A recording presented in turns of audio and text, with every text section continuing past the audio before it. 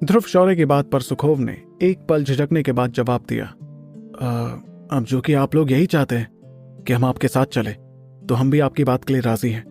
लेकिन मैं बस इतना बता देना चाहता हूं कि हमारा आपके साथ रहने का मतलब होगा कि इस सफर में आपको और भी मुश्किलों का सामना करना पड़ेगा।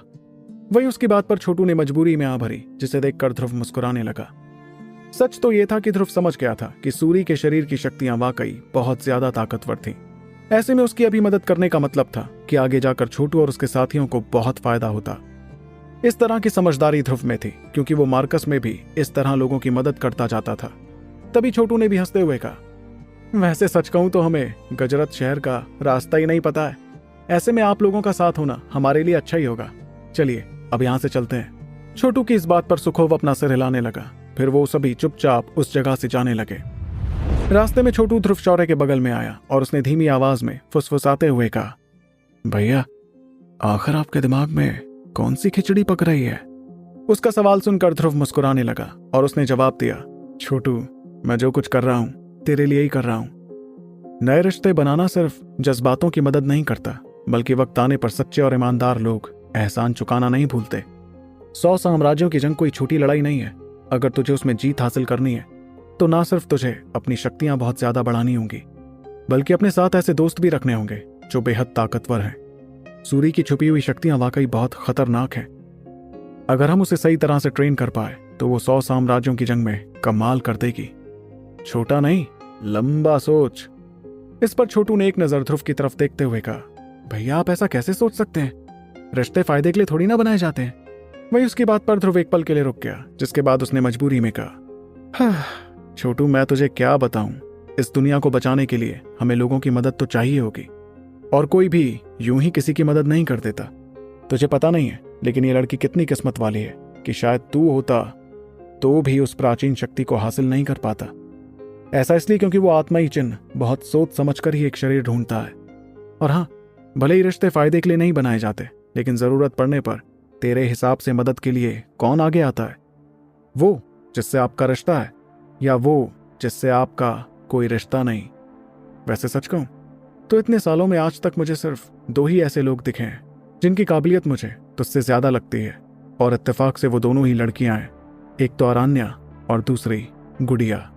ध्रुव की बात पर छोटू पहले तो थोड़ा हैरान रहा, फिर उसने इसी हैरानी में पूछा, भैया अरान्या तो बहुत ही ताकतवर जगह से आती है, इसलिए उसका मुझसे ज्यादा काबिल होना समझ आता है।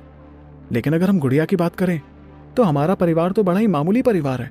ऐसे में उसकी काबिलियत तो शायद मेरे जितनी ही होगी। इस पर ध्रुव ने बड़े ही साफ अंदाज में कहा, देख छोटू, अगर बात काबिलियत की हो तो गुड़िया तुझसे भी ज्यादा काबिल है। वो भी इतनी आगे कि ताकतवर बनने पर अगर वो पीछे मुड़कर देखे तो तू कहीं नहीं दिखेगा।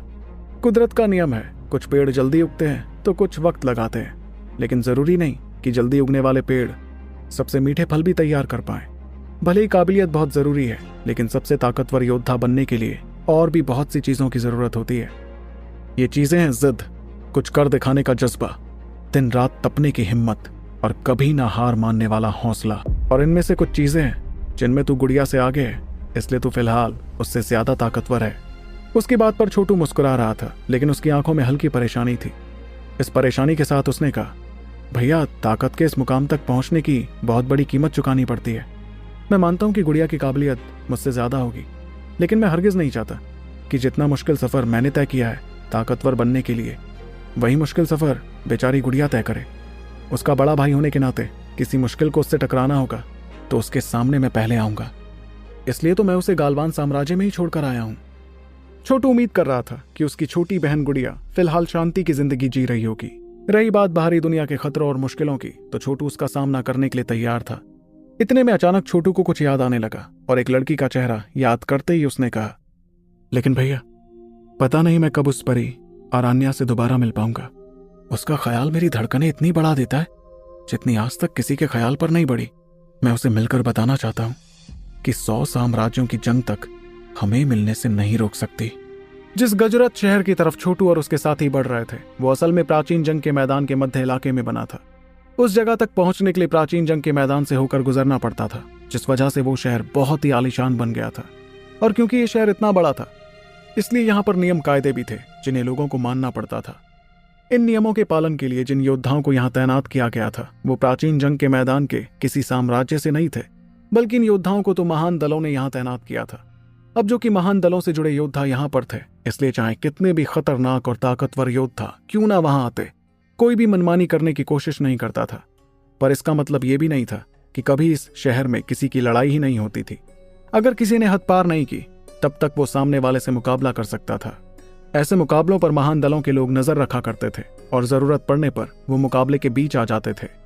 तकरीबन आधे दिन के सफर के बाद छोटू और उसके साथी एक पहाड़ के पास पहुंचे, जहां उन्हें एक बेहद बड़ा शहर दिखाई देने लगा। उस शहर की कुछ इमारतें आसमान छू रही थीं और उस जगह पर इतनी भीड़ थी जिसे देखकर ही कोई हैरान रह जाता। प्राचीन जंग के मैदान में आने के बाद छोटू ने बहुत से शहर देखे थे, लेकिन उसकी आंखों के सामने दिखता शहर बाकी सभी से बड़ा था। वहीं शहर से थोड़ी दूरी पर हवा के झोंके सुनाई दे रहे थे और अनगिनत लोग वहां आते हुए नजर आए।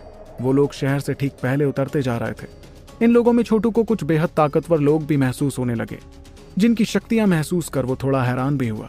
जैसी कि उसे उम्मीद थी, उस जगह पर ताकतवर योद्धाओं और साम्राज्यों का जमावड़ा था। वहां पहुंचकर सुखोव ने उस बड़े से शहर को देखा और छोटू और उसके साथियों को समझाते हुए कहा, भाई ध्रुव, गजरत शहर में उड़कर जाना मना है, इसलिए हमें चलकर ही दरवाजे से अंदर जाना होगा। सुखोव की बात पर छोटू ने हामी भरी, क्योंकि उसने भी इस बारे में सुना था। चाहे कोई कितना भी ताकतवर योद्धा क्यों ना था, उसे इस शहर में अच्छा बर्ताव ही करना था। तभी सुखोव को कुछ याद आया और उसने छोटू की तरफ देखकर कहा, अरे अच्छा याद आया भाई ध्रुव, मेरे ख्याल से तुम तीनों निर्माण रैंकिंग में आने के काबिल तो हो गई, है ना? इसलिए अब जो कि तुम पहली बार इस शहर में आ रहे हो, तो तुम्हें सबसे पहले निर्माण सील हासिल करनी होगी। अगर तुम 100 साम्राज्यों की जंग में हिस्सा लेना चाहते हो तो इस सील का होना सबसे जरूरी है। इसे तुम एक ऐसी चीज मान लो जिसके बिना किसी को जंग के मैदान में घुसने तक नहीं मिलेगा। आमतौर पर जब कोई योद्धा निर्माण के दूसरे पड़ाव पर पहुंच जाता है तो वो निर्माण सील हासिल करने के काबिल मान लिया जाता है। 1400 से ज्यादा सब्सक्राइबर है, उसे लिया गया है। आगे के एपिसोड के लिए शौर्य दल टेलीग्राम चैनल जिस पर 1400 से ज्यादा सब्सक्राइबर है उसको ज्वाइन करें। अलग अलग निर्माण सील का मतलब होता है अलग अलग ताकतें। ज्यादातर लोगों के पास आदम निर्माण सील ही होती है, जबकि कुछ ऐसे काबिल लोग होते हैं जो जमीन निर्माण सील तक पहुंच पाते हैं। रही बात आसमान निर्माण सील की, तो उस रैंक के लोगों को तो कोई भी कुछ कहने की हिम्मत नहीं करेगा। जितना मुझे पता है उस हिसाब से निर्माण सील वाले सभी योद्धा निर्माण सुनहरी रैंकिंग्स में शामिल किए जा सकते हैं। उस नाम को एक बार फिर सुनकर छोटू अपना सिर हिलाते हुए बात समझने लगा। अगर कोई निर्माण सुनहरी रैंकिंग्स में अपनी जगह बनाने में कामयाब होता तो वो महान दलों की नजरों में काफी ऊपर हो जाता। इसका मतलब साफ था कि महान दल उसे चुन सकते, लेकिन उस मुकाम तक पहुंचना बहुत ही ज्यादा मुश्किल था। तभी छोटू ने कुछ सोचते हुए पूछा, वैसे इन निर्माण सील्स का फैसला कैसे होता है? क्या जो जितना ताकतवर दिखता है उसके बिना पर ये सील्स दी जाती हैं? इस पर सुखोव ने हंसते हुए उसे बताया, दरअसल गजरत शहर में एक निर्माण इमारत मौजूद है। इम्तिहान के बाद निर्माण रैंकिंग्स में जितने भी योद्धा शामिल होने के काबिल हैं, उनके नाम उस इमारत में अपने आप आ जाते हैं। तब उस इमारत पर ही योद्धा की ताकत और उसकी काबिलियत लिखी होती है। इस जानकारी के साथ ही उस योद्धा को निर्माण सील दी जाती है।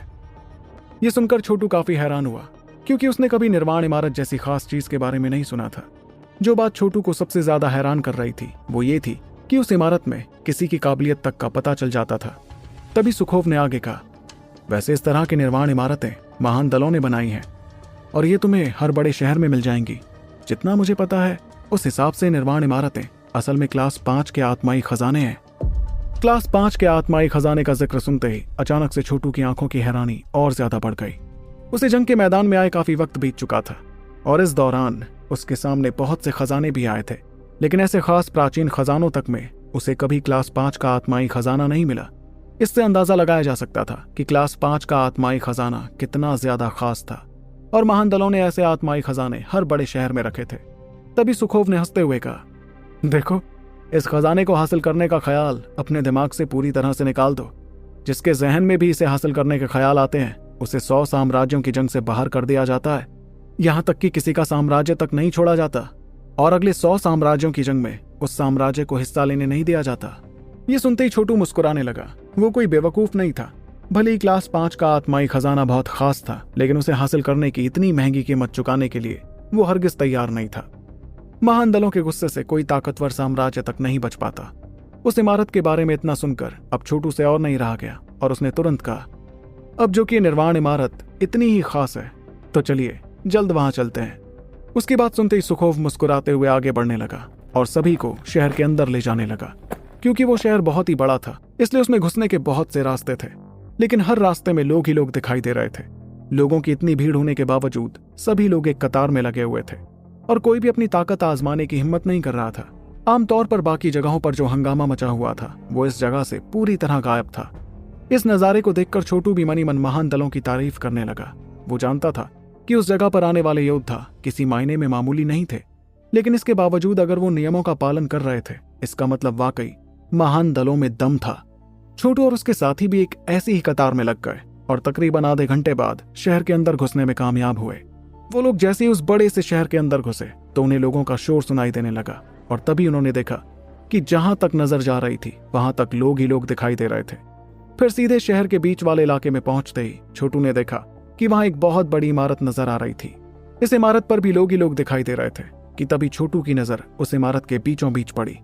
वहां एक सुनहरी चीज रखी थी जो किसी सुनहरे पहाड़ जैसी दिख रही थी। उस सुनहरी चमकती चीज को देखकर छोटू ने धीमी आवाज में कहा, शायद यही है वो निर्वाण इमारत। उस सुनहरी चमकती चीज में से एक अजीब सा कंपन निकल रहा था जो पूरी इमारत में फैल रहा था। छोटू कुछ देर तक तो उस सुनहरी चीज को देखता गया, जिसके बाद उसने धीरे से अपनी नजरें वहां से हटानी शुरू की।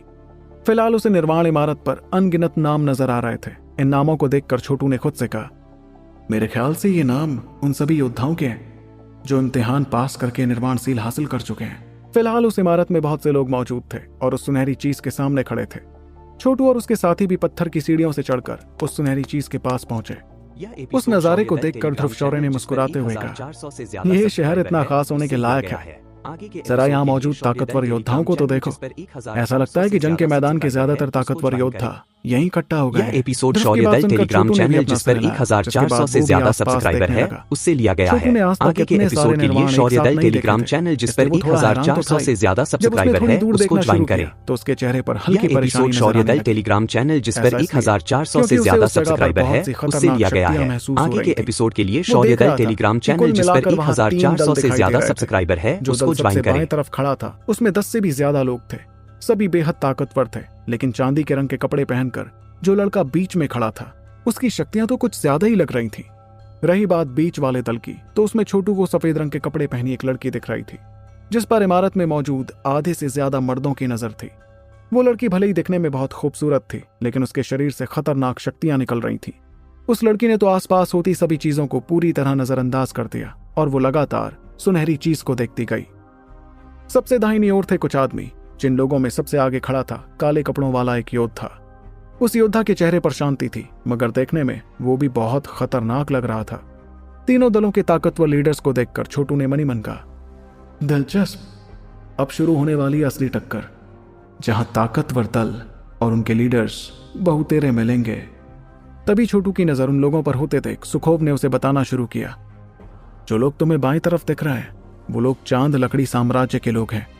वो एक बेहद ताकतवर साम्राज्य है, और जो लड़का तुम्हें सबसे आगे दिख रहा है वो है यारीम, जो तीसरे पड़ाव का निर्वाण है, लेकिन गुरूर में डूबा हुआ है। इस शहर में उसका काफी रुतबा है। तो क्या होगा छोटू का नतीजा जब वो कोशिश करेगा निर्वाण सील हासिल करने की, और कौन से नए दुश्मन बनाने वाला है वो अपने सफर में, जानने के लिए आपको सुनना होगा दी वन एंड ओनली